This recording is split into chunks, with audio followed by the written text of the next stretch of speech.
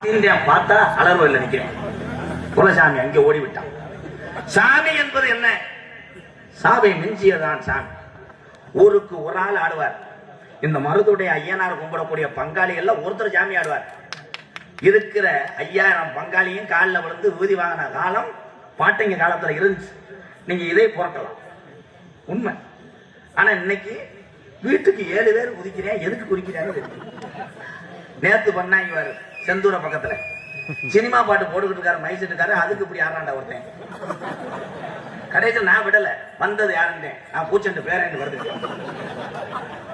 சாமிகளை தத்துரமாக அந்த காலத்திலே பாட்டிங்க காலத்துல பேசிச்சு.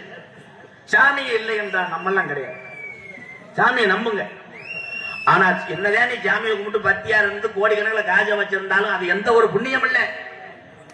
உலகத்திலே முதல் தெய்வம் பெத்த தாய் தகப்பனை எவன் ஒருவன் கண்கலங்க விடுறானோ கடைசியிலே நல்ல சாவு வராது என்று கலைஞர் எம்ஜிஆர் சொல்றார்.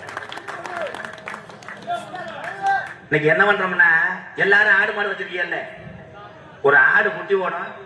குட்டி ஓட்டு கொஞ்சம் பருவமானவனா மறு சென்னையானவன் இன்னொரு குட்டி ஓடுறான். ஆனா மூத்த குட்டியே அதே தாய் ஆடுது, முட்டி தள்ளும். அதே மாதிரிதான் இன்றைக்கு தமிழகத்திலே மனைவி வந்ததுக்கு அப்புறம் சில பேர் பெத்த தாய் தகப்பனை தீட்டாக ஒதுக்குனீங்க. இந்த தாய் தகப்பன் இல்லை என்றால் நம்ம எல்லாம் கிடையவே கிடையாது. அதே மாதிரி பொம்பளையாளுக்கு ஒண்ணு சொல்றேன், ஆத்தா அங்க போய் உட்காண்டிகளே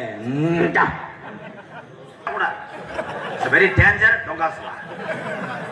என் தம்பி அதெல்லாம் உணர்ச்சியா திருப்பியில அல்ல கருத்துக்களை சொன்னா ஒரு கையை கேட்க மாட்டேன்.